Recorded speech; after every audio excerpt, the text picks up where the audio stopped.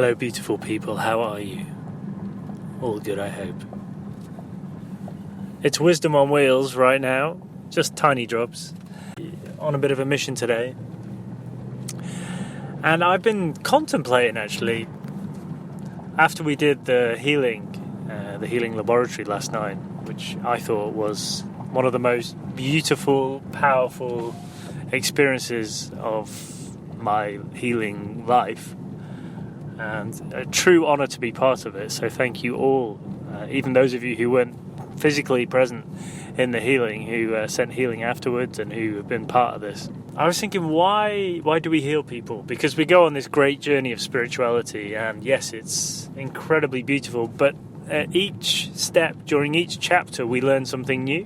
The first thing I thought when I was healing people was that it was me who was doing the healing when I was the healer, and I guess the word healer does suggest that, but yeah, what I learned pretty soon was actually the healing is all about the person who's being healed. Even the actual healing element of it, the healer is merely the vessel. So that was the first thing that I learned about a healing session. And then the second thing I learned was it's not about how hard you try. Love is something which isn't about effort. It's about openness. It's about willingness to give. It's about being, rather than forcing. That was the second thing I learned on the healing journey. But after last night, I was pondering, so we've been on this big journey, we've been speaking for the last 110 days. And what we've learned is that actually we have to make peace with death. We have to make peace with life. We have to face our darkness. And actually, when you get to that stage where death is no longer the enemy, where death is actually just the next step, the next beautiful step, and it becomes a thing of beauty. Well, therefore, when we do a healing, what are we healing?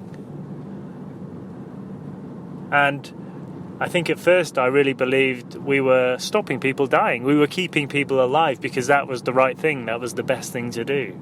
That was the most powerful thing you could offer a human being. And I think from the human mind, and perhaps from the serpent reptilian brain, yes, that's what we're doing. And I think spirit does allow us to be on this planet longer, so long as we can justify that we've got more lessons to learn and there's a reason for us to stay here.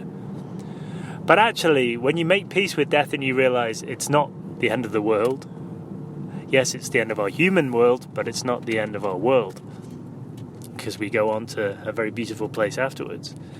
Actually, I've realised that what we're healing here is something in this lifetime, yes, and spirit will only allow that to be healed if the person is ready or the person is willing. But we're actually healing fear. We're not necessarily healing a sickness or an illness or a problem or a challenge. And I'm sure there's going to be lots of amazing things happening if these healing laboratories continue. You can just feel it in the energy. You can feel it in the air. You can feel the peacefulness, and you can feel what it gives to the other person. And I'm sure that people will have physical improvements. And that will be because they are open to that healing happening. But ultimately, what we're healing in people is their fear of dying, their fear of the illness. Because I actually believe that spirit gives us sickness, illness as a lesson. And therefore, if you can see it, it's very difficult to see. There is grace in suffering. But ultimately here, what we're doing is we're healing fear.